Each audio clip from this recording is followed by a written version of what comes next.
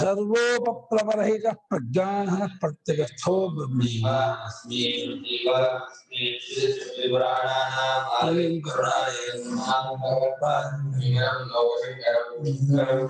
बोलो यार तुम मास्क को बोलो मास्क का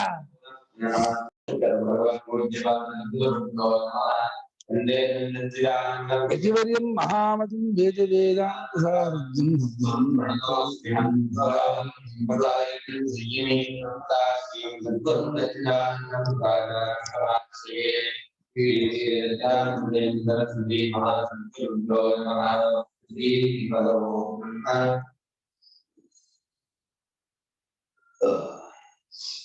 ಯಾವ್ದು ಬೇಕು ಮುದ್ಗುಷ್ಟ ಬೇಕಾ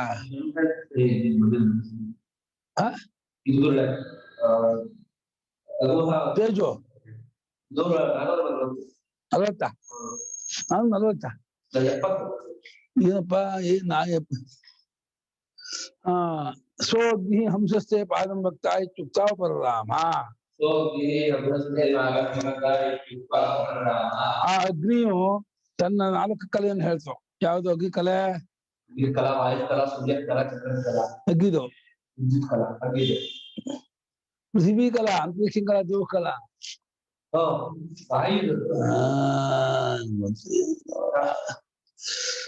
ಪೃಥ್ವಿಗಳ ಅಂತರಿಕ್ಷ ದೇವ ಕಲಾ ಸಿಂಧಗಳ ಅದು ಹೇಳ್ತು. ಆಮೇಲೆ ಅಗ್ನಿ ಮುಂದಕ್ಕೆ ಮುಂದಿನ ಕಲೆಯನ್ನ ಹಂಸ ತಪ್ಪ ನನಗೆ ಅಂತ ಹೇಳ್ಬಿಟ್ಟು ಸುಮ್ಮನೆ ಆಗ್ಬಿಡ್ತು. ಮುಕ್ತ ಉಪರರಾಮ ಅಂದ್ರೆ ನಾನು ಏನು ಉಪದೇಶ ಮಾಡ್ಬೇಕೋ ಅದನ್ನ ಉಪದೇಶ ಮಾಡಿದ್ದೀನಿ, ಮುಂದಿನ ಕಲೆಯನ್ನ ನಿನಗೆ ಇವನು ಮಾಡ್ತಾನೆ, ಹಂಸ ಮಾಡ್ತಾನೆ ಅಂತ ಹೇಳ್ಬಿಟ್ಟು ಸುಮ್ಮನಾದ. ಹಂಸ ಅಂದ್ರೆ ಯಾರು? ಹಂಸ ಆದಿತ್ಯ. ಹಂಸ ಅಂದ್ರೆ ಇಲ್ಲಿ ಬರೀ ಪ್ರಾಣಿ ಬಕಪಕ್ಷಿ ಅಥವಾ ಒಂದು ಬೆಳ್ಳಿಗಿರುವ ನೀರಿನ ಪ್ರಾಣಿ ತಿಳ್ಕೊಬೇಡಿ. ಆದಿತ್ಯನೇ ಹಂಸ ರೂಪದಿಂದ ಏಕೈವ ಹಂಸಿ ಗಚ್ಚತಿ ಹಂಸ, ಒಬ್ಬನೇ ಸಂಚಾರ ಮಾಡೋದು. ಅದನ್ನ ಆದಿತ್ಯ ಹಗುಂಸ ವಿಷಯದ ಮಂತ್ರವು ಕೂಡ ಆದಿತ್ಯ ದೇವತಾಕವಾದ ಮಂತ್ರವೇ ಅದು. ಆದಿತ್ಯನೇ ಹಂಸ ಅಂತ ಹೇಳ್ತೇವೆ. ಶೌಕ್ಯಾತ್ ಪತನ ಸಾಮಾನ್ಯಾಚ. ಯಾಕೆಂದ್ರೆ ಆದಿತ್ಯ ಬಿಳುಪಂತೆ, ನಾವು ಆದಿತ್ಯ ಕೆಂಪು ಅಂದ್ಕೊಂಡಿದ್ವಿ, ಆದಿತ್ಯ ಬಿಳುಪು ಅಂತ ಹೇಳ್ತಾ ಇದ್ದಾರೆ. ಮತ್ತು ಆಕಾಶದಲ್ಲಿ ಹಾರೋದು ಅನ್ನೋದು ಹಂಸಕ್ಕೂ ಇದೆ, ಆದಿತ್ಯನಿಗೂ ಇದೆ. ಆ ಎರಡು ಹೋಲಿಕೆಯಿಂದ ಆದಿತ್ಯನ ಹಂಸ ಅಂತ ಕರೀತಾ ಇದೆ. ಪತನ ಸಾಮಾನ್ಯ ಬೆಳ್ಳಿಗಿರೋದು, ಬೆಳುಪಾಗಿರೋದು ಅನ್ನೋ 2 ಹೋಲಿಕೆಯಿಂದ ಆದಿತ್ಯನ ಹಂಸ. ಹೀಗಾಗಿ ಸೋಹಂ ಇದು ಹಂಸ ಅಂತ. ಆ ಪರಬ್ರಹ್ಮವನ್ನು ನಾವು ಕಂಡುಕೊಂಡವನೇ ಹಂಸ ಅಂತ. ಅಹಂ ಸೋಹಂ ಸೋಹಂ ಸೋಹಂ ಸೋಹಂ ಸೋಹಂ ಸೋಹಂ ಸೋಹಂ ಸೋಹಂ ಸೋಹಂ ಸೋಹಂ ಅಂದ್ರೆ ಹಂಸ ಆಗತ್ತೆ. ಅದು ಸೋಹಂ ಸೋ ಹಂ ಸೋ ಹಂ ಸೋ ಹಂ ಸೋ. ರಾಮ ರಾಮ ರಾಮ ರಾಮ ರಾಮ ಮರಾಮ ರಾಮ ರಾಮ ಆಗತ್ತಲ್ಲ, ಹಾಗೆ ಆಟ ಪ್ರೀತಿ ಬೇರೆ. ಅದು ಅದಂತಹ ಪ್ರಕ್ರಿಯೆ, ಅದು ಯೋಗ ಪ್ರಕ್ರಿಯೆ. ಸಹ ಶೋಭೂತೆ ಇತ್ಯಾದಿ ಸಮಾನಂ. ಅವನು ಕೂಡ ನಾಳೆ ಹಸುಗಳನ್ನೆಲ್ಲ ಹೊಡ್ಕೊಂಡು ಹೋಗಿ ಸಂಜೆ ಪುಣ್ಯ ಕಟ್ಟಾಕಿ ಒಂದ್ ಕಡೆ ಹೋಗಿ ಅಗ್ನಿಯನ್ನ ಇಟ್ಕೊಂಡು ಸಂಧ್ಯಾಧಾನ ಮಾಡಿ ಅಗ್ನಿಯ ಪಶ್ಚಿಮ ದಿಕ್ಕಲ್ಲಿ ಪೂರ್ವವಾಗಿ ಕೂತ್ಕೊಂಡ ಅನ್ನುವ ಆ ಭಾಗಕ್ಕೆ ಹಿಂದಿನಂತೆ ವ್ಯಾಖ್ಯಾನ ಮಾಡ್ಕೊಳ್ಳಿ ಎಂದರು. ಹಂಸಃ ಉಪನಿಪತ್ಯ ಅಭ್ಯುವಾದ ಸತ್ಯಕಾಮ ಇತಿ ಭಗವೈತ್ಯಃ ಪ್ರತಿಶ್ರಾವ ಬ್ರಹ್ಮ ಸೌಮ್ಯತೆ ಬಾಧಂ ಬ್ರವಾಣೀತಿ ಬ್ರವೀತಿ ಮೇ ಭಗವಾನ್ ಇತಿ ತಸ್ಮೈ ಹೋವಾಚ ಅಗ್ನಿಃ ಕಲಾ ಸೂರ್ಯಃ ಕಲಾ ಚಂದ್ರಃ ಕಲಾ ವಿದ್ಯುತ್ ಕಲಾ ಕಲಪಾದು ಬ್ರಹ್ಮಣೋ ಜ್ಯೋತಿಷ್ಮಾನ್ ನಾಮ. ನಿನ್ನೆ ಇಲ್ಲಿವರೆ ಆಯ್ತು ಅಂತ ಏನ್ ಹೇಳಿದ್ದೆ ನಿನ್ನೆ.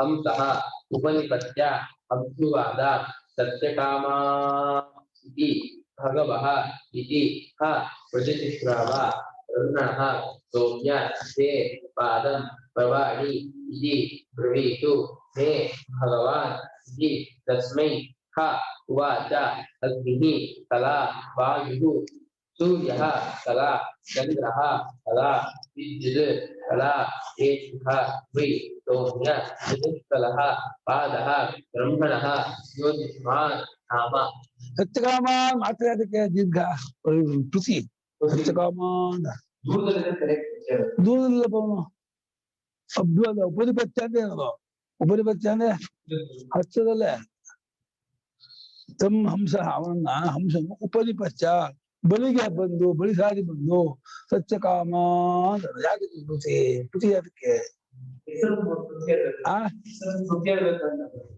ಎಂತ ಅಲ್ಲ ಸಂಬೋಧನೆಯಲ್ಲೇ ಇರುತ್ತಲ್ಲ ಸಂಬೋಧನೆಗೆ ಇದ್ದೇ ಇರುತ್ತೆ ಸಂಬೋಧನೆ ಮಾಡಿದ್ರೆ ರಾಮ ರಾಮ ಇರ್ಬೇಕಲ್ಲ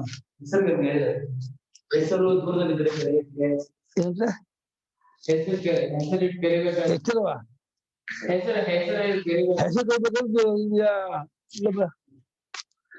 ಹೆಸರು ಪೃಥ್ವಿ ಇರ್ಬೇಕಂದಿಲ್ಲ ಬಾಲು ವಿಚಾರ್ಯಮಾನ ಕುರಂತು ಭಾಷಾಯಾಮ್ ದೂರಾಧೂತೆ ಚ ಓಮಿತಿ ಅಭ್ಯಾದಾನೆ 4-5 ಹೇಳಿದ್ದಾರೆ ವೇದವಂತ ಇರ್ಬೇಕಾದ್ರೂ ಪೃಥ್ವಿ ಬರುತ್ತೆ ವಿಚಾರ ಮಾಡುವಾಗಲೂ ಜವಾನಿ ವಿಚಾರ ಮಾಡೋದು ಕುರಂತು ಭಾಷೆ ಹಿಂದೆ ಹೇಳಿದ್ದನ್ನ ಬರುತ್ತೆ ಕುರಂತು ಭಾಷಾಯಾಮ್ ಹಿಂದೆ ಹೇಳಿದ್ದನ್ನ ಇದೇನೋ ಅಂತ ಭರ್ಸನಾರ್ಥ ಬೈಯುವಾಗಲೂ ಬ್ರಹ್ಮಿಕ್ಷೋಸಿ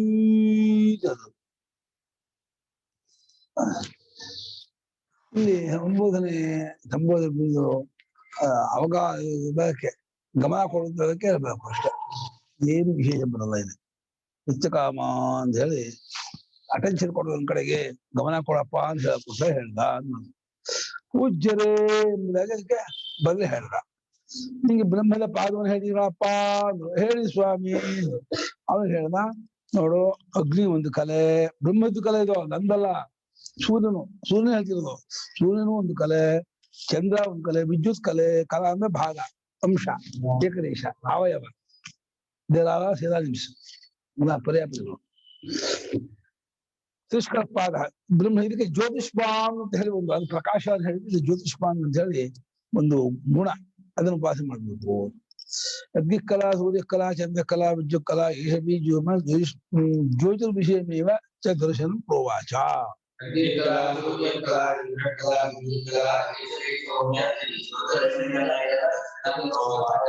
ಸೌಮ್ಯ ಆಮೇಲೆ ಯಾಕೆ ಕೊಟ್ರು ಡಾಟ್ ಕೊಟ್ರು ಅಲ್ಲ ಈ ಮುಂಚೆ ಅರ್ಥ ಮುಂದಕ್ಕೆ ಸಮಾನ ಅಂತ ಅಗ್ನಿ ಸೂರ್ಯ ಚಂದ್ರ ವಿದ್ಯುತ್ ಇದೇ ಕಲೆಗಳಪ್ಪ ಇದು ಈ ಕಲೆಗಳು ಜ್ಯೋತಿರ್ವಿಷಯದ್ದಾಗಿರುವ ಕಲೆಯಾಗಿರೋದ್ರಿಂದ ಅದನ್ನೇ ಯಾವುದು ಜ್ಯೋತಿ ರೂಪದವನು ಆದಿತ್ಯ ಜ್ಯೋತಿರ್ವಿಷಯದ್ದಾದ ಕಲೆಯನ್ನೇ ಅದಕ್ಕೆ ಹೇಳ್ದ ಅಥವಾ ಹಂಸಸ್ಯ ಆದಿತ್ಯತ್ವ ಪ್ರತೀಯತೆ ಈ ಕಾಲದಲ್ಲೂ ಅಲ್ಲಿ ಹಂಸ ಅಂದ್ರೆ ಆದಿತ್ಯ ಅಂತ ಗೊತ್ತಾಗುತ್ತೆ ಹಂಸ ಅಂತ ಅಷ್ಟೇ ಹೇಳಿದೆ ಶ್ರುತಿ ಪ್ರತಿ ಹಂಸ ಅಂದ್ರೆ ಆದಿತ್ಯ ಅಂತ ನಾನು ವ್ಯಾಖ್ಯೆ ಮಾಡಲಿಲ್ಲ ಭಾಷ್ಯಕಾರರು ಇದನ್ನ ತೆಗಿತಾ ಇದ್ದಾರೆ ಅರ್ಥಾದರ್ಥದಿಂದ ಹಂಸ ಅಂದ್ರೆ ಆದಿತ್ಯ ಆಗ್ಬೇಕು ಅಂತ ಶ್ಕಲಂಬಾದಂ ಬ್ರಹ್ಮಣೋ ಜ್ಯೋತಿಷ್ಪಾನಿತ್ಯುಪಾಸ್ತೆ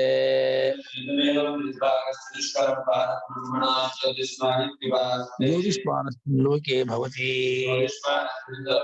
ಜ್ಯೋತಿಷ್ಮತೋ ಲೋಕಾನ್ ಜಯತಿ ಏಕಮೇವಂ ವಿದ್ಯಾಗಚ್ಚತಿ ಶ್ಕಲಂಬಾದಂ ಬ್ರಹ್ಮಣೋ ಜ್ಯೋತಿಷ್ಪಾನಿತ್ಯುಪಾಸ್ತೆ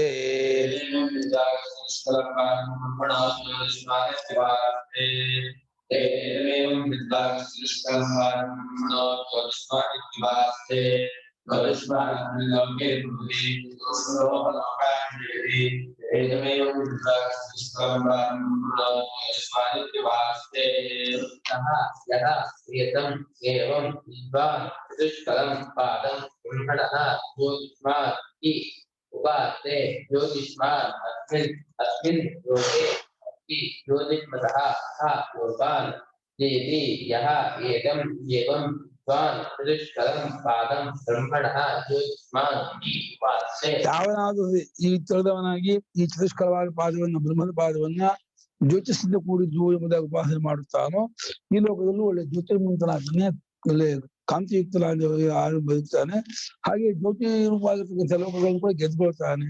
ಯಾರು ಈ ಶ್ರೇಷ್ಠವಾದ ಪಾದವನ್ನ ಬ್ರಹ್ಮದ್ದನ್ನ ಜ್ಯೋತಿಷ್ಮಾನ್ ಉಪಾಸನೆ ಮಾಡ್ತಾರೋ ಅವನು ಮುಂದ ವಿದ್ಯತ್ ಫಲಂ ಜ್ಯೋತಿಷ್ಮಾನ್ ದೀಪ್ತಿಯುಕ್ತೋ ಅಸ್ಮಿನ್ ಲೋಕೆ ಭವತಿ.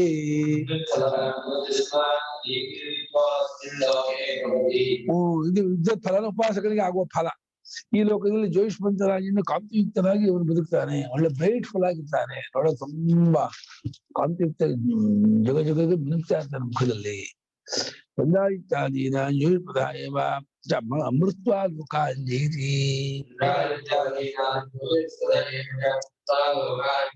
ಚಂದ್ರ ಆದಿತ್ಯ ಮುಂತಾದ ಜ್ಯೋತಿ ರೂಪವಾಗಿರ್ತಕ್ಕಂತಹ ಲೋಕಗಳನ್ನೇ ಸತ್ವೇ ಗೆದ್ಕೋತಾನೆ. ಅಷ್ಟನ್ನು ಗೆದ್ಕೋಕಾಗುತ್ತೆ. ನಾವು ಚಂದ್ರ ಆದಿತ್ಯ ವಿದ್ಯುತ್ ಅಂತಂದ್ರೆ ಉಪಾಸನೆ ತಾರತಮ್ಯದಿಂದ ಕಮ್ಮಿ ಆದ್ರೆ ಚಂದ್ರ, ಸ್ವಲ್ಪ ಜಾಸ್ತಿ ಆದ್ರೆ ಆದಿತ್ಯ, ಇನ್ನೂ ಜಾಸ್ತಿ ಆದ್ರೆ ಮಿಂಚು ಹೋಗ್ತಾ ಮಿಂಚಿನ ಮೇಲಿದೆ ವಿದ್ಯುತ್.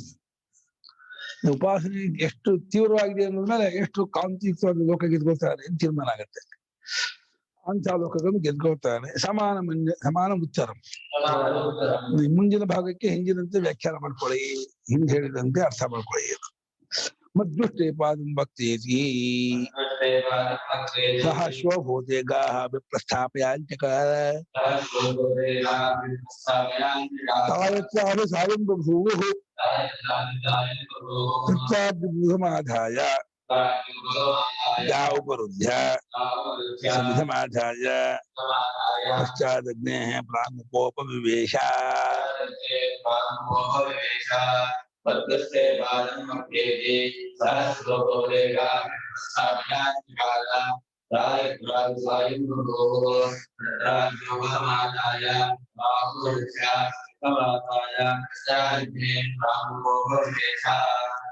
ಮದ್ಭು ತೇ ಪಾದಂ ವಕ್ತಾ ಇತಿ ಸಹ ಹ ಗೋಭೂತೆ ಸಹ ಅವಿಪ್ರಸ್ಥಾಪಯಾಂಚಕಾರ ತಾಹ ಯತ್ರ ಅಭಿ ಸಾಯಂ ಬಭೂವು ತತ್ರ ಅಗ್ನಿಂ ಉಪಸಮಾಧಾಯ ತಾಹ ಉಪರುದ್ಧ ಆಧಾಯ ಪಶ್ಚಾತ್ ಅಗ್ನೇಃ ಪರಾತ್ ಉಪವಿವೇಶ. ತಾಹ ಯತ್ರ ಬಭೂವು. ಮದ್ಗುಷ್ಟೇ ಬಾರಿ ಮುಕ್ತ. ಮದ್ಗು ಅಂದ್ರೆ ಜಲಚರ ಪ್ರಾಣಿ, ಬಕಪಕ್ಷಿ, ಆ ರೂಪದಿಂದ ಇರ್ತಕ್ಕಂಥ ಪ್ರಾಣ. ಅವನು ನಿನಗೆ ಪ್ರಾಣ ದೇವತೆ. ಅವನು ನಿನಗೆ ಇನ್ನು ಪಾದ ಹೇಳ್ತಾನೆ ಕಣಪ್ಪ ನಾಳೆ ಅಂತ ಹೇಳ್ತಾನೆ ಅಂತಂದ. ಅವ್ನು ಮಾರನೇ ದಿವಸ ಅದೇ ರೀತಿ ಹಸುಗಳನ್ನ ಹೊಡ್ಕೊಂಡು ಹೋದ. ಎಲ್ಲಿ ಅವು ಸಾಯಂಕಾಲ ಆಯ್ತು ಅಲ್ಲೆಲ್ಲ ಕೂಡ ಹಾಕೊಂಡ ಹಿಂದಿನಂತೆ. ಅಲ್ಲಿ ಅಗ್ನಿನ ಇಟ್ಕೊಂಡ, ಸಂವಿಧಾನ ಮಾಡ್ದ, ಹಸುಗಳನ್ನ ಕೂಡ ಹಾಕೊಂಡು ಫಸ್ಟ್ ಅದು ನೀವು ಕೂತ್ಕೊಂಡಿದ್ದ. ಕೂತ್ಕೊಂಡಾಗ ಮುಂದೆ ಮದ್ಗುಪತಿ ಬತ್ತೆ ಅಭ್ಯಾಸ ಮುಂದಕ್ಕೆ. ಹಂಸೋಪಿ ಮದ್ಗುಷ್ಟೇ ಪಾದಂ ಭಕ್ತ ಪರರಾಮ. ಹಂಸನು ಕೂಡ ಆಯ್ತನು ಕೂಡ ಮದ್ಗುವು ಜಲಚರ ಪ್ರಾಣಿ, ಇನ್ನು ಜಲಚರ ಪ್ರಾಣಿ ಬಂದಿರುವ ಪ್ರಾಣನು ಕೂಡ ನಿನಗೆ ಇನ್ನೊಂದು ಪಾದವನ್ನು ಹೇಳ್ತಾನೆ ಕಣಪ್ಪ. 3 ಪಾದ ಆಯ್ತು, 4ನೇ ಪಾದ ಅದು ಹೇಳ್ತಾನೆ ಅಂತ ಹೇಳ್ಬಿಟ್ಟು ಸುಮ್ಮನಾಗ್ಬಿಟ್ಟ ಹಂಸ. ಮದ್ಗು ಕಹ ಉದಕಚರ ಪಕ್ಷಿ. ಮದ್ಗು ಅಂದ್ರೆ ಉದಕಚರ, ನೀರಲ್ಲಿ ಓಡಾಡುವಂತ ಪಕ್ಷಿ. ಬಾಸ್ಕೋಳಿಯೋ ನೀರ್ಕೋಳಿ ಬಾಸ್ಕೋಳಿ ಸ್ವಾಮಿ ಬಿಡಿದ ಟಿಪ್ಪಣಿಯಲ್ಲಿ. ಬಾತು ಅಪ್ಸಂಬಂಧ ಪ್ರಾಣ. ಬರೀ ಕೋಳಿ ಬಾತು ಅದು ಹೇಳತ್ತೆಂದು ಅರ್ಥ ಇಲ್ಲ, ಯಾಕಂದ್ರೆ ಅದು ಅತ್ಯಂತ ನಿಕೃಷ್ಟ ಜಾತಿ ಪ್ರಾಣಿ. ಧೂಪ ಪಡ್ಕೊಂಡದ್ದ ಪ್ರಾಣ ದೇವತೆ ಅಂತ ಅರ್ಥ ಮಾಡಬೇಕು. ಸಹಸ್ವಭೂತಿ ಇತ್ಯಾದಿ ಮೂರವರು ಯಾರ್ದು ಯಾಕಂದ ಅಪ್ಸಂಬಂಧವಾಗಿರೋದ್ರಿಂದ ಅವನು ಪ್ರಾಣ. ಅವನು ನಾಳೆ ನಿನಗೆ ನಾಳೆ ಹೊಡ್ಕೊಂಡು ಹೋದ ಇತ್ಯಾದಿ ಭಾಗಕ್ಕೆ ಹಿಂದಿನಂತೆ ವ್ಯಾಖ್ಯಾನ ಮಾಡ್ಕೊಳ್ಳಿ ಅಂತ. ತಮ್ಮದ್ಗು ಪರಿಪತ್ಯ ಅಭ್ಯುವಾದ ಭಗವದ್ಯ ಪ್ರತಿಷ್ಠಾವ ಬ್ರಹ್ಮಣ ಸ್ವಮದೇ ಪಾದಂ ಪ್ರವಾಣೀಜೇ ಮೇ ಭಗವಾನಿಜೇ ತಸ್ಮೈ ಹೋಮಾಚ ಪ್ರಾಣಃ ಕಲಾ ಚಕ್ಷುಕಲಾ ಶ್ರೋತ್ರಂ ಕಲಾ ಮನಃ ಕಲಾ.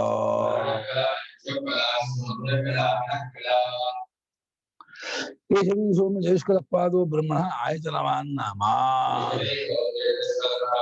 ब्रह्मणाय नमः नाम तमरुतो प्रतिपत्यानुवादा प्रयामायि भगवयः पुनश्रावा ब्रह्मणस्वविदेवानुवादीयि भवेद्मे भगवान् श्रीयोवाचा प्राणकला सुन्दरकला सुभद्रकला मनकला येषवै सौम्यजस्कलपादो ब्रह्मणाय नमः तम बच्चो निपत्या अभुवाद सत्यकामा इति भगवः इति ह प्रतिश्राव ब्रह्मणः सौम्य हे बालं ब्रवामि इति प्रवीतु मे भगवान् इति तस्मै ह उवाच प्राणः कला चक्षुः कला श्रोत्रं कला मनः कला एषः वै सौम्य चतुष्कलः पादः ब्रह्मणः आयतवान् नाम ಮದ್ಗು ಅನ್ನುವಂಥ ದೇವತೆ ಅಂದ್ರೆ ಪ್ರಾಣ ದೇವತೆ ಸಮೀಪ ಬಂದ್ಬಿಟ್ಟು ಸತ್ಯಕಾಮ ಸಂಬೋಧನೆ ಮಾಡಿ ಹೋಗ್ತು ಅದು ಪೂಜ್ಯರೇ ಅಂತ ಇದಕ್ಕೆ ಬದು ಉತ್ತರ ಕೊಟ್ಟ. ಬ್ರಹ್ಮದ ಪಾದವನ್ನು ಹಿಂಗೆ ಹೇಳ್ಕೊಡ್ತೀವಿ ಪಾಪ ಅಂತ ಪೂಜ್ಯರೇ ಹೇಳಿದ್ವಿ ಅಂತ ಅವನಿಗೆ ಅದಕ್ಕೆ ಹೇಳ್ದ. ಆ ಮುದ್ಗು ಹೇಳ್ತು ಪ್ರಾಣ ಇದು ಅಧ್ಯಾತ್ಮ 4 ಹೇಳ್ತಾ ಇದೆ. ಈ ಅಧ್ಯಾತ್ಮ 4ನ್ನ ಮುಂದೆ ಅಧಿದೇವತೆ ಕಷ್ಟಕ್ಕೂ ಹೊಂದಿಸ್ಕೊಬೇಕು. ಕಾಚಿ ದಿಕ್ಕಲ ಮೊದಲೇದು, ಅಗ್ನಿ ಕಲಾ ಎರಡನೇದು, ಆಮೇಲೆ ಪೃಥ್ವಿ ಕಲಾ ಎರಡನೇದು, ಆಮೇಲೆ ಅಗ್ನಿ ಕಲಾ 3ನೇದು. ಅಲ್ಲ ಅಷ್ಟಕ್ಕೂ ಆ 4ಕ್ಕೂ ಆ 4 12 ಇದೆಯಲ್ಲ, 4 12ಕ್ಕೂ ಈಕ್ವೇಶನ್ ಮಾಡ್ಕೋಬೇಕು. ಪ್ರಾಣ ಅಲ್ಲಿ ಪೂರ್ದಿಕ್ಕಾಗುತ್ತೆ, ಪ್ರಾಣ ಪೂರ್ದಿಕ್ಕು, ಮತ್ತೆ ಪ್ರಾಣ ಪೃಥ್ವಿ, ಮತ್ತೆ ಪ್ರಾಣ ಅಗ್ನಿ, ಹಾಗೆ ಚಕ್ಷುಸ್ಸು ದಕ್ಷಿಣ ಪಶ್ಚಿಮ, ಆಮೇಲೆ ಅಂತರಿಕ್ಷ, ಆಮೇಲೆ ಕಲ ಸೂರ್ಯ, ಹೀಗೆ ಒಂದಕ್ಕೂ 4ಕ್ಕೂ 4 ಶ್ರೋತ್ರಂ ಇದು 4. ಇದು ಅಧ್ಯಾತ್ಮವಾಗಿ 4 ಹೇಳ್ತಾ ಇದ್ದಾರೆ. ಆ 3 ಪರ್ಯಾಯದಲ್ಲೂ ಅಧಿದೇವತೆಯಾಗಿ ಹೇಳಿತ್ತು.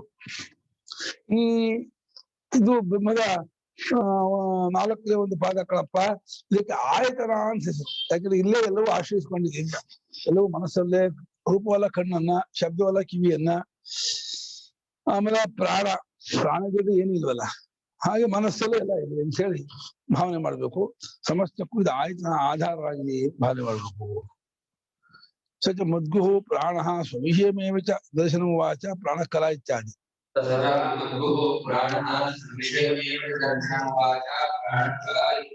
ಆ ಮದ್ಗು ಒಂದು ಪ್ರಾಣನು ತನ್ನ ವಿಷಯದ ತನ್ನ ಗೋಚರವಾಗಿರ್ತಕ್ಕಂತಹ ಉಪಾಸನೆಯನ್ನೇ ಹೇಳದ.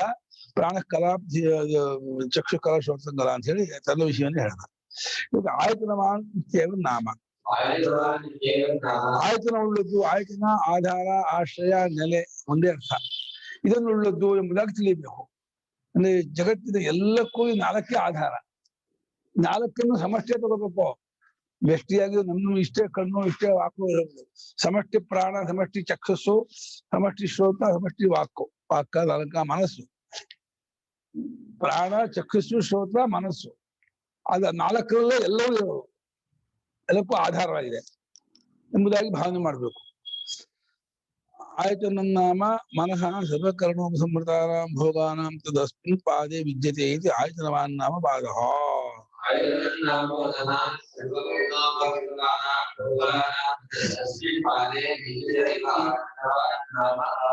ಆಯತನ ಅಂತ ಹೆಸರು. ಯಾಕಂದ್ರೆ ಮನಸ್ಸು ಎಲ್ಲಾ ಕರ್ಣಗಳಿಂದ ತಂದಂತಹ ಎಲ್ಲಾ ಭೋಗಗಳನ್ನು ಮನಸ್ಸಿನಲ್ಲೇ ಇಟ್ಕೊಂಡು ಆಮೇಲೆ ಭೋಕ್ತೃಗೆ ತಂದು ಕೊಡುತ್ತೆ, ಜೀವನ ಒಪ್ಪಿಸುತ್ತೆ. ಎಲ್ಲ ಮನಸ್ಸಿಗೆ ಬರಬೇಕು. ಮನಸ್ಸಿಗೆ ಬಂದ್ಮೇಲೆ ನಿಂಗೆ ಏನು ಅರ್ಥವಾಗೋದು, ಗೊತ್ತಾಗೋದು, ಅನುಭವಿಕಾಗೋದು, ಏನೇ ಆಗ್ಬೇಕಾದ್ರೂ ಮನಸ್ಸಿಗೆ ಬರದೇ ಯಾವುದಕ್ಕೂ ಬೆಲೆ ಇಲ್ಲ. ಮನಸ್ಸಿಗೆ ಬರಿಲ್ಲ, ಗಮನಕ್ಕೆ ಬರಿಲ್ಲ ಅಂದ್ರೆ ಅದು ಅಸ್ತಿತ್ವವೇ ಇಲ್ಲ ಅದಕ್ಕೆ. ಮನಸ್ಸು ಎಲ್ಲಾ ಕರ್ಣಗಳಿಂದ ತಂದಂತಹ ಭೋಗಗಳನ್ನ ತನ್ನಲ್ಲಿ ಇಟ್ಕೊಂಡು ಆಮೇಲೆ ಭೋಕ್ತರಿಗೆ ಕೊಡುತ್ತೆ ಅಂತ. ಅದನ್ನ ಇದಕ್ಕೆ ಆಯತನ ಆಧಾರ ಅಂತ ಹೇಳಿ ಇದಕ್ಕೆ ಹೆಸರು. ಇದನ್ನು ಯಾರು ಉಪಾಸನೆ ಮಾಡ್ತಾನೋ ಸಯ ಏಕಮೇವಂ ವಿದ್ಯಾಗಸ್ತುಷ್ಕಲಂಪಾದ ಬ್ರಹ್ಮಣಃ ಆಯತನವಾಚುಪಾಸ್ತೆ.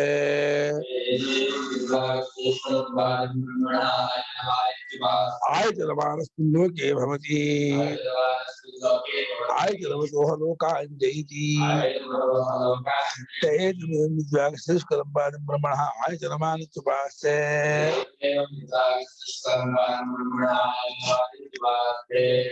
देवं विद्वान् सुष्कलं ब्रह्मणाय नमस्ते आयतनान् लोके भवति आयतनमनोहरति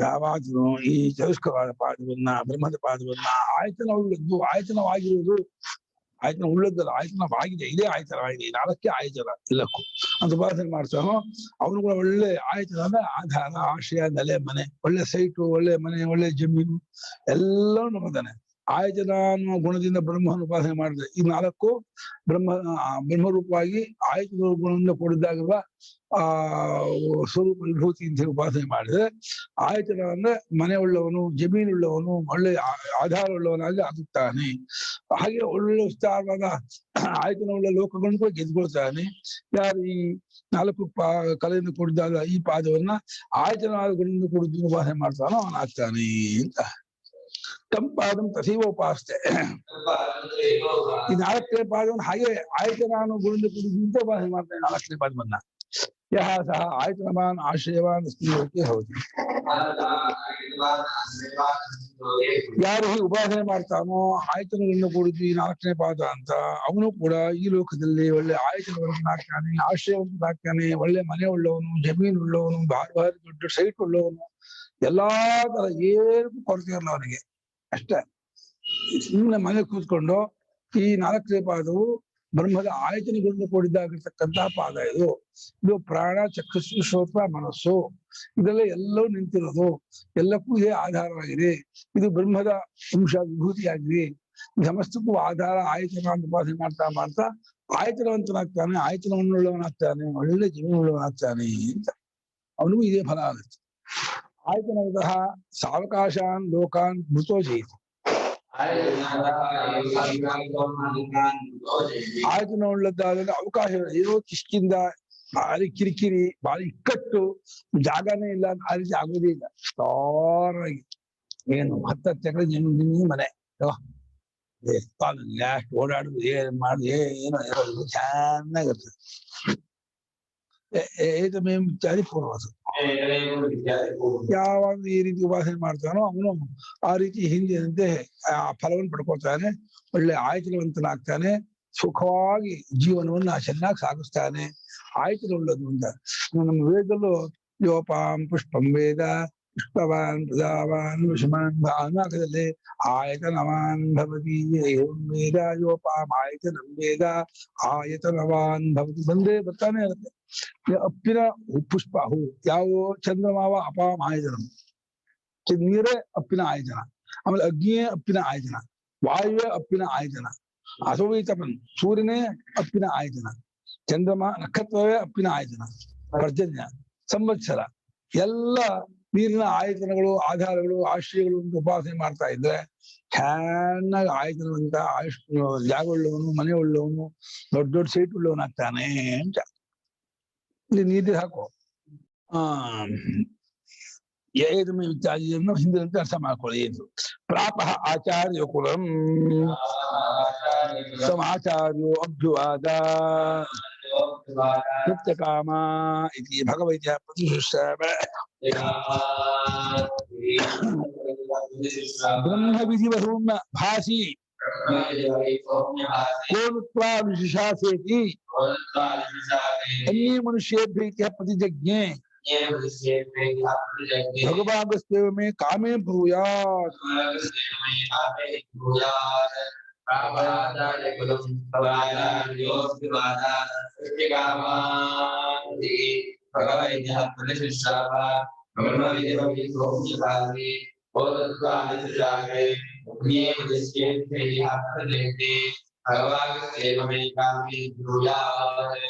प्राप आचार्य कुलम आचार्यः अभ्युवाद सत्यकामा इति भगवः इति प्रतिश्राव ब्रह्मविद् इव वै सौम्य भासि सः नु त्वा अनुशासे प्राप इति अन्ये मनुष्येभ्यः इति प्रतिजज्ञे भगवान् तु एव मे कामे ब्रूयात् ಪ್ರಾಪ ಆಚಾರ್ಯ 5ನೇ ಸ್ಟೆಪ್ಗೆ ಆಚಾರ್ಯರು ಹೋಗ್ಬಿಟ್ಟ 4 ಸ್ಟೆಪ್ಪಲ್ಲೂ ಉಪದೇಶ ಆಯ್ತು 5ನೇ ದಿವಸಕ್ಕೆ ನನ್ ಜ್ಞಾಪ ಹೆಂಗಿತ್ತಪ್ಪ ಎಷ್ಟೋ ವರ್ಷ ಆಗಿತ್ತಪ್ಪ ಅವತ್ತೇ ಬಂದು ಅವತ್ತೇ ಹೋದವನು ಅವನು ಎಷ್ಟೋ ವರ್ಷ ಆದ್ಮೇಲೆ ಆಚಾರ್ಯಗೆ ಇವನೇ ಅವನು ಜ್ಞಾಪ ಹೆಂಗಿತ್ತು 4 ಹಸು ಕೊಟ್ಟಿದ್ದಲ್ಲ ಅದನ್ನ ಜ್ಞಾಪ ಇದೆ ಲೆಕ್ಕ ಇಟ್ಟಿಲ್ಲ 4 ಹಸು ಕೊಟ್ಟಿದ್ದೀನಿ ತಗೊಂಡೋಗಿದ್ದಾನೆ ಇವನು ಅಂತ ಯಾಕಂದ್ರೆ ಒಂದ್ಸಲ ಮುಖ ನೋಡಿದ್ರೆ ಜ್ಞಾಪನೇ ಇಲ್ಲ ಆ ಮುಖ ಯಾಕಂದ್ರೆ ಸಾವಿರಾರು ಜನ ಹುಡುಗರು ಇರ್ತಾರೆ ಬರ್ತಾ ಇರ್ತಾರೆ ಹೋಗ್ತಿರ್ತಾರೆ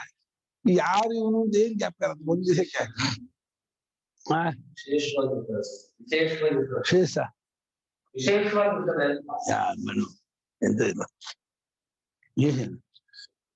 ಅದೆಲ್ಲ ವಿಶೇಷ ಅವ್ರನ್ನ ಏನು ಇವನೇನು ವಿಶೇಷ ಏನಿಲ್ಲ ಆಗ್ಲಿ 5ನೇ ದಿನಕ್ಕೆ ಹೋದ ಅವನು ಆಚಾರ್ಯ ಕುಲ ಮುಟ್ಟದ ಆಚಾರ್ಯ ಅವನನ್ನು ಕೂರಿಸಿ ಹೇಳಿದಂತೆ ಸತ್ಯಕಾಮ ಅಂತ ಸಂಬೋಧನೆ ಮಾಡಿಕೊಳ್ಳುವಂತೆ ಪೂಜ್ಯರೇ ಅಂತ ಹೇಳಿ ಅವನು ಬದು ಕೊಟ್ಟ ಏನು ಬ್ರಹ್ಮಜ್ಞಾನಿ ಅಂತ ಕಾಣ್ತೀಯಲ್ಲೋ ನಿನ್ ಮುಖ ನೋಡಿದ್ರೆ ಯಾರೋ ನಿಂಗೆ ಉಪದೇಶ ಮಾಡಿದ್ದೋ ಅಂತ ಬ್ರಹ್ಮವಿದ್ಯೋ ಇವ ಬ್ರಹ್ಮಜ್ಞಾನಿಯೋ ಎಂಬಂತೆಯೇ ಕಾಣುತ್ತೀಯಾ ಭಾಸಿ ತೋರುತ್ತೀಯ ಕೋನ್ ಯಾರು ನಿನಗೆ ಅನುಶಾಸನೆ ಮಾಡಿದವರು ಉಪದೇಶ ಕೊಟ್ಟವರು ತಕ್ಷಣ ಗುರುಗಳ ಮನುಷ್ಯೇಭ್ಯ ಅನ್ಯ ಮನುಷ್ಯರಲ್ಲ ಅವರು ಮನುಷ್ಯರಿಗೆ ಬೇರೆ ಯಾರೋ ಅದ್ ಬಿಡಿ ನಂಗೆ ಲೆಕ್ಕ ಇಲ್ಲ ಮೇ ಕಾಮೆ ನನ್ನ ಬಯಕೆಯಲ್ಲಿ ಭಗವಾನ್ ತಾವೇ ಹೇಳಿದ್ರು ನೀವ್ ಹೇಳಿದ್ರೆ ಅದಕ್ಕೆ ಬೆಲೆ ನೀ ಉಪದೇಶ ಕೊಟ್ಟರೆ ಅದಕ್ಕೆ ಬೆಲೆನೇ ಹೊರತು ಆ ಬೇರೆ ಹೇಳಿದ್ರೆ ನಾನು ಲೆಕ್ಕಕ್ಕೆ ತಗೊಳ್ಳಲ್ಲ ಅದನ್ನ ಕನ್ಸಿಡರ್ ಮಾಡಲ್ಲ ಅದು ಕೌಂಟ್ ಇಲ್ಲ ನನಗೆ ತನ್ಗೆ ನನ್ನ ಪಾಲಿಗೆ ನನ್ನ ಮನಸ್ಸಿನ ಅಭಿಪ್ರಾಯದಲ್ಲಿ ತಾವೇ ಹೇಳ್ಬೇಕು ನೀವೇ ಉಪದೇಶ ಮಾಡಿದ ಮೇಲೆ ಅದಕ್ಕೆ ಅದನ್ನೇ ಹೇಳಿದ್ರು ನೀನ್ ಬೇರೆ ಹೇಳೇ ಇಲ್ಲ ಅದನ್ ಗೊತ್ತಾಯ್ತಪ್ಪ ಆಚಾರ್ಯರಿಗೆ ಇದನ್ನ ಹೇಳಿದ್ದಾರೆ ಅಂತ ಏನು ಅಗ್ನಿದಾನಿಗಳು ಹೇಳಿದ್ರು ಮೊದಲಿಂದ ಅಗ್ನಿ ಇದ್ದಾನೆ ಫಸ್ಟ್ ವಾಯು ವಾಯು ಅಗ್ನಿ ಆದಿತ್ಯ ಪ್ರಾಣ 4 ಜನ ಏನ್ ಹೇಳಿದ್ರು ಅದನ್ನೇ ಹೇಳ್ಬಿಟ್ಟ ಅದೇ ಕಲೆ ಅದೇ ಗುಣ ಅದೇ ಆಯ್ತು ಅದನ್ನೇ ಹೇಳಪ್ಪ ಬೇರೆ ಜನ ಏನು ಮಾಡಿಸ್ಲೇ ಇಲ್ಲ ಸಂಸ್ಕೃತ ವ್ಯಾಕರಣ ಪಾಠ ಮೀಮಾಂಸೆ ಏನು ಹೇಳ್ಕೊಡ್ಲಿಲ್ಲ ಈ ಪ್ರಕರಣ ಉಪಾಸನಾ ಪ್ರಕರಣವಾದ್ರಿಂದ ಆಗ ವಿಚಾರ ತಗೊಳ್ಳೋದಾಗ್ತದೆ ಕರ್ಮಕಾಂಡ ಗುರುಕುಲವಾದ್ರೆ ಎಲ್ಲ ಬರುತ್ತೆ ಉಪಾಸನಾ ಉಪನಿಷತ್ತಿನ ಗುರುಕುಲದಲ್ಲಿ ಮೂಢ ವೈರಾಜ್ಯನ ಸಂಧ್ಯಾವನೆ ಗಿಂಜಾನ ಏನೋ ಇಲ್ಲಂಗ ಅಗ್ನಿಕಾರ್ಯ ಮಾಡ್ತಿದ್ದ ಒಂದ್ ದಿವಸಕ್ಕೆ ಹೆಂಗ್ ಕರ್ಕೊಂಡು ಹೋಗ್ಬೇಕು ಅಗ್ನಿಕಾರ್ಯ ಮಾಡ್ತಿದ್ದ ದಿನ ಅಂದ್ರೆ ಅಲ್ಲಿ ಹೋಗಿ ಕರ್ಕೊಂಡ್ಬೇಕು ಯಾರು ಕರ್ಕೊಂಡು ಬರ್ಬೇಕು ಇಲ್ಲಿಂದ ಒಂದ್ ದಿವಸಕ್ಕೆ ಬರಲ್ಲಪ್ಪ ಅವತ್ತೇ ಒಬ್ಬನಾಗಿದ್ದು ಅವತ್ತೇ ಹೊರಟೋಗಿದ್ದಾನೆ ಏನಪ್ಪ ಇದೊಂದು ಅರ್ಥವೇ ಆಗಲ್ಲ ಈ ನಡವಳಿಕೆ ಅಲ್ಲ ಸಹ ಏವಂ ಬ್ರಹ್ಮವಿತ್ಸನ್ ಪ್ರಾಪ ಆಚಾರ್ಯಕುಲಂ ಪ್ರಾಪ್ತವಾನ್ ಆಚಾರ್ಯಕುಲಂ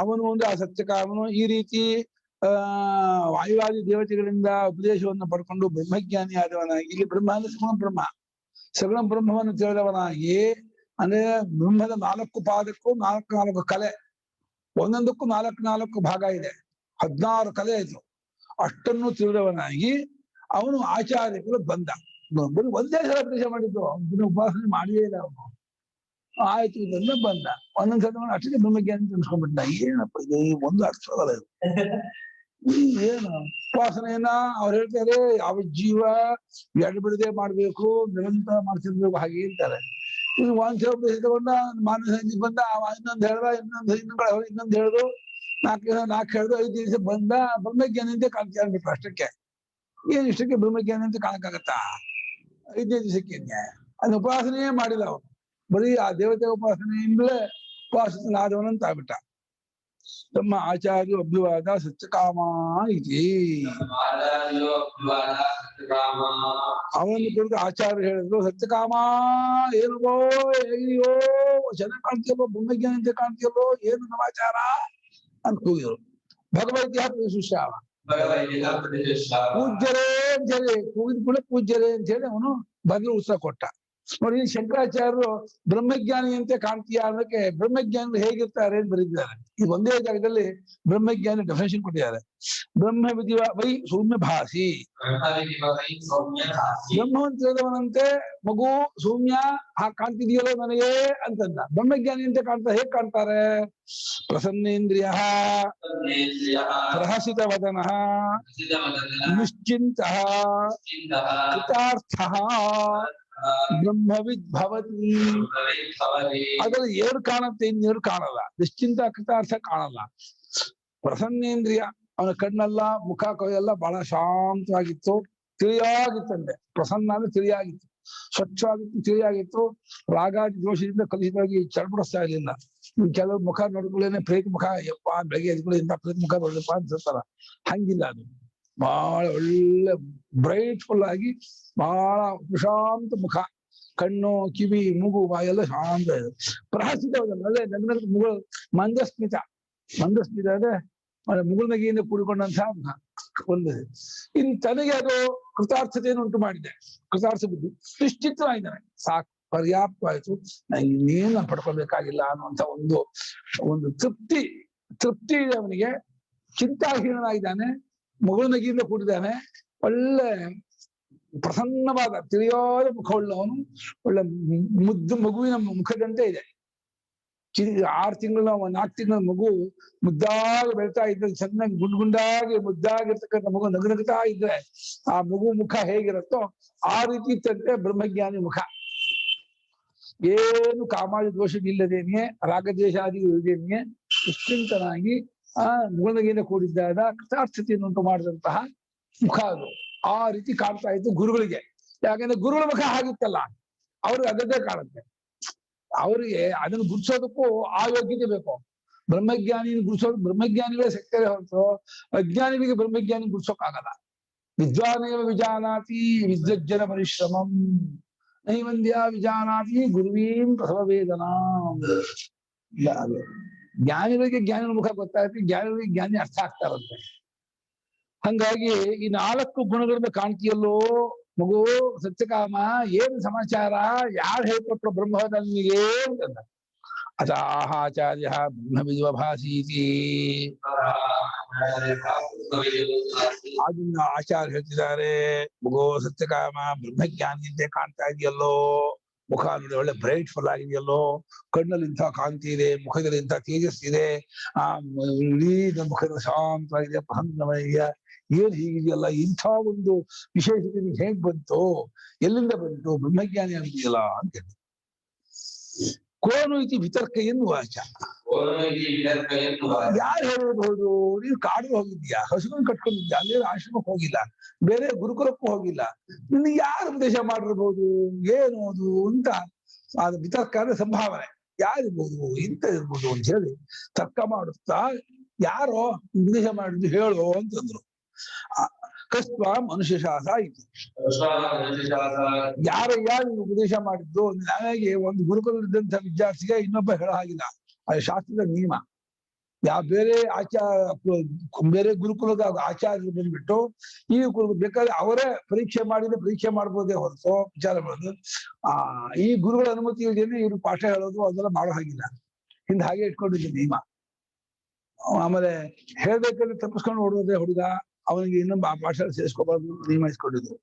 ತೀರ್ಥಧ್ವಾಂಶ ನನಗೆ ತಪ್ಪಿಸ್ಕೊಂಡು ಓಡೋದವನಿಗೆ ಯಾವ ಪಾಠಶಾಲೆ ಸೇರಿಸ್ಕೋಬೇಡಿ ಒಂದು.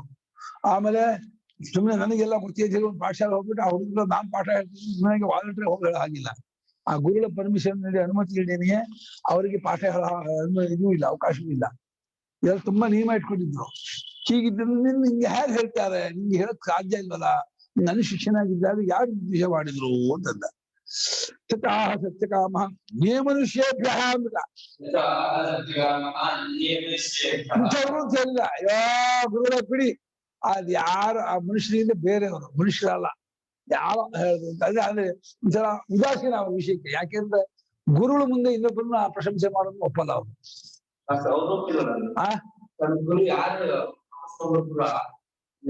ಎಷ್ಟೇ ವಿದ್ಯಾರ್ಥಿ ಬಂದ್ರು ಗುರುಗಳು ಪರ್ಮಿಷನ್ ಕೇಳಿದ್ರೆ ಅವ್ರು ನಮಸ್ಕಾರ ಮಾಡ್ಬಾರ್ದು. ಅಲ್ಲ, ನಮಸ್ಕಾರ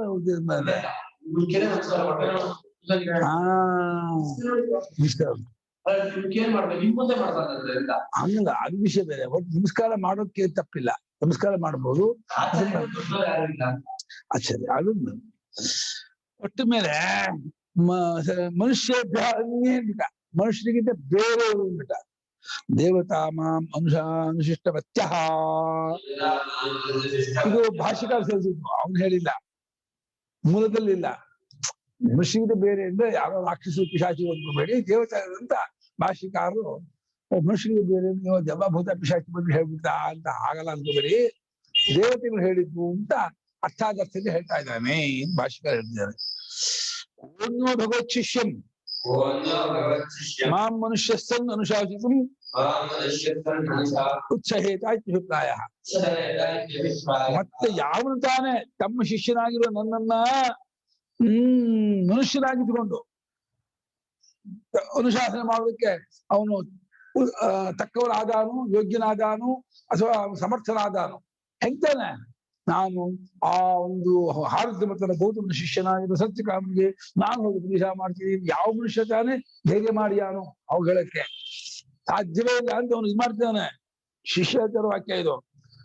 ಭಗವತ್ ಶಿಷ್ಯಂ, ಇನ್ನೂ ಶಿಷ್ಯರಾಗಿರೋ ನನ್ನನ್ನ ಯಾವ ಮತ್ತೊಬ್ಬ ಮನುಷ್ಯನಾಗಿದ್ದುಕೊಂಡವನು ಉಪದೇಶ ಮಾಡಿಯಾನು ನನಗೆ ಹೇಗ್ತಾನೆ ಧೈರ್ಯ ಬರುತ್ತೆ ಅವನಿಗೆ? ಸರ್ ನಾ ಮಾಡೋ ಬಂದಿದ್ದ ನಾನ್ ತಾನೇ ಕೇಳ್ತೀನಿ ಅವ್ರ ಉಪದೇಶ, ಎದ್ದೋಗ್ರಿ ಅಂತ ಹೇಳ್ತೀನಿ, ಬೇಡ ನಿಮ್ ಉಪದೇಶ ಅಂತೀನಿ.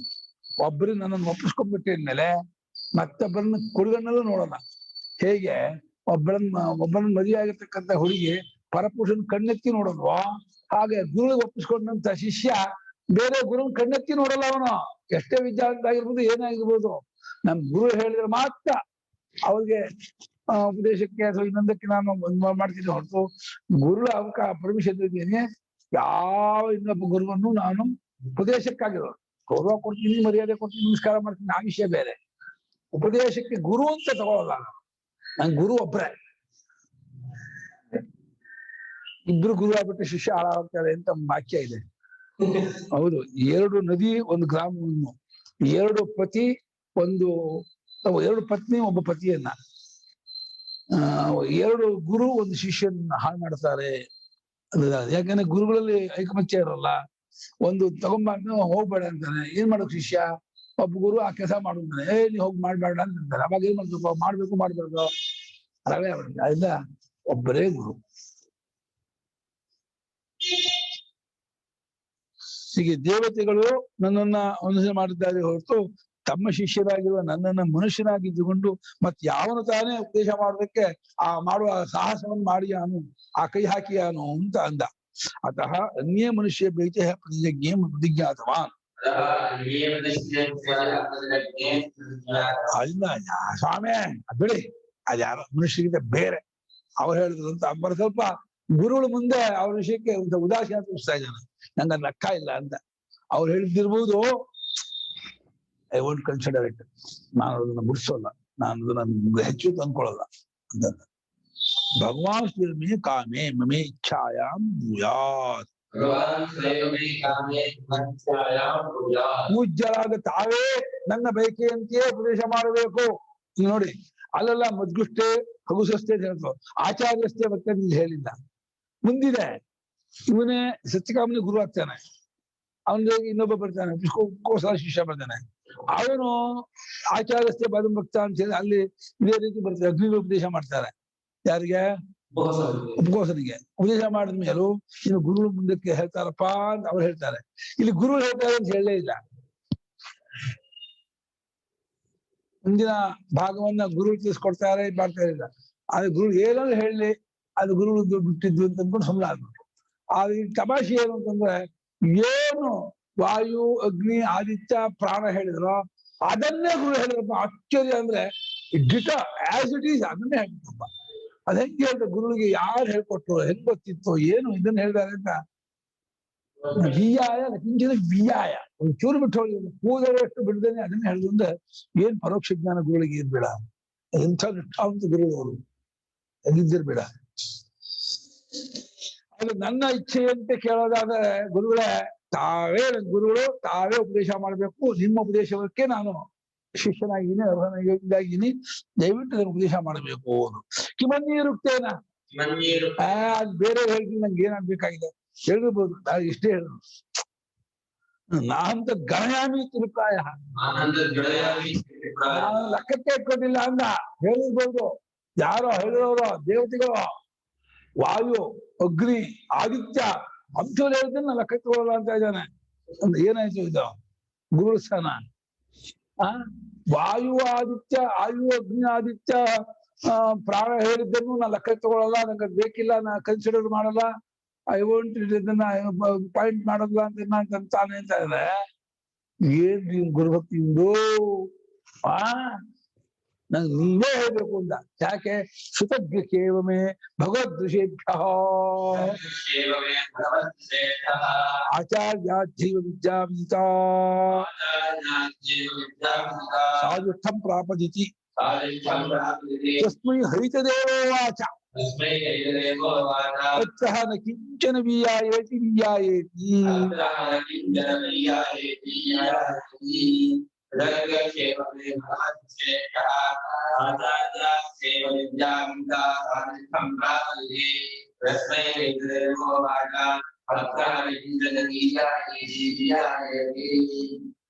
ವಿಯಾಯ ಯಾವ ಧಾತು?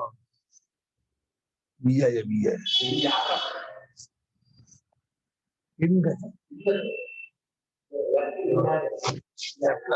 ಲಿಟ್ಟು ಯಾಯ ಬಿ ಉಪಸರ್ಗ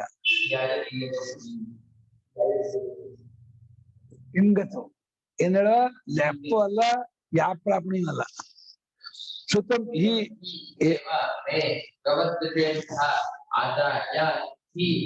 ಆಚಾರ್ಯ ಹಾ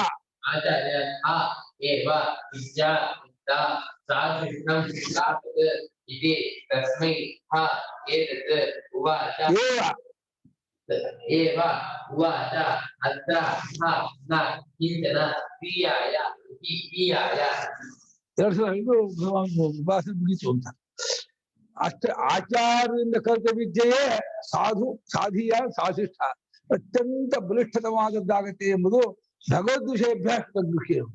ತಮ್ಮಂಥ ದೊಡ್ಡವ್ರನ್ನ ನಾನು ಕೇಳಿದ್ದೀನಿ ಅಂತ ನೋಡಿ, ಇನ್ನೆಷ್ಟೋ ವಿಷಯ ತಿಳ್ಕೊಂಡಿದ್ದಾರೆ ಈ ಸತ್ಯಕಾಮ. ಸ್ವಾಮಿ, ನಾನ್ ದೊಡ್ಡವ್ರನ್ನ ಈ ಮಾತು ಕೇಳಿದ್ದೀನಿ, ತಮ್ಮಂಥ ಆಚಾರ್ಯನ ನಾನು ಏನ್ ಕಲ್ತಿರ್ತೀನಿ ಅದೇ ನನಗೆ ಫಲಕಾರಿ, ವೀರ್ಯಕಾರಿ, ಅದು ಅತ್ಯಂತ ಶ್ರೇಷ್ಠವಾಗಿರ್ತಕ್ಕದ್ದು. ಸಾಧಿಷ್ಠ ಪ್ರಾಪದ. ಸಾಧಿಷ್ಠ ಅಂದ್ರೆ ಸಾಧು ಸಾಧಿಯ ಸಾಧಿಷ್ಠ, ಅತ್ಯಂತವಾದ ಬಲಿಷ್ಠವಾದ ಬಲ್ತಿ ಸಂಚಿರುವ ವೀರ್ಯವತ್ತರವಾದದ್ದು ಎಂಬುದಾಗಿ ನಾನು ತಿಳಿದಿರುತ್ತೇನೆ. ಗುರುಗಳನ್ನು ಕಲಿತ ವಿದ್ಯೆಯೇ ವೀರ್ಯವತ್ತರವಾದ ವಿದ್ಯೆ. ಬೇರೆ ಓದ್ಕೊಂಡು ಟೇಪ್ ರೆಕಾರ್ಡಲ್ಲೋ ಆನ್ಲೈನ್ ಅಲ್ಲೋ ಬೇರೆ ಕಡೆ ಕಲ್ತದ್ದಲ್ಲ. ಗುರುವಿನ ಗುಲಾಮನಾಗುವ ತನಕ ದೊರೆಗೆ ದಣ್ಣ ಮುಕುತಿ. ಏನ್ ಆನ್ಲೈನು ಏನ್ ಮನೇಲಿ ಸುಮ್ನೆ ಏನೋ ಮಾಡೋ ಬದಲು ಟಿವಿ ಮನೆ ಕೇಳೋ ತುಂಬೋದೇ ಹೊರತು ಏನೇ ಮಾಡುದು ಅಲ್ಲೇ ಹೋಗ್ಬೇಕು, ಗುರು ಹತ್ರಲ್ಲೇ ಇರ್ಬೇಕು, ಅಲ್ಲೇ ಸೇವೆ ಮಾಡ್ಕೊಂಡು ಕೇಳ್ಬೇಕು, ಅನುಷ್ಠಾನ ಮಾಡ್ಬೇಕು, ಸಾಧನೆ ಮಾಡ್ಬೇಕು, ತಪ್ಪ ತಿಳ್ಕೊಬೇಕು.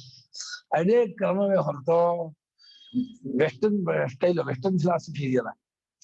ಲೆಕ್ಚರ್ ಪ್ರವಚನ ಕೇಳಿದೀನಿ, ನಾನು ರೆಕಾರ್ಡ್ ಕೇಳಿದೆ, ಅದೆಲ್ಲ ಏನಪ್ಪ ಅಂದ್ರೆ ಏನು ಇದೆಲ್ಲ ಭಾಷೆ ತಂದ್ಕೊಬೇಕಷ್ಟೆ.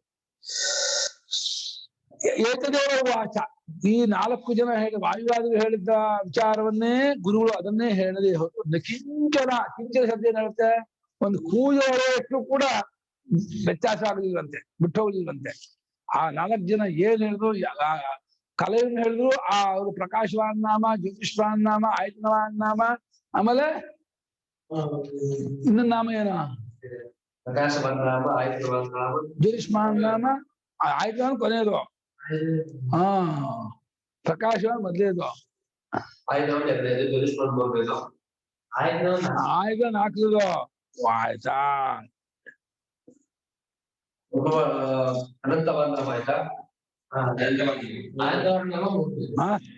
ಅನಂತವಾನ್ ನಾಮ, ಅನಂತ ಬಿಟ್ಟು ಹೋಗ್ಬಿಟ್ಟಿದ್ದಾರೆ.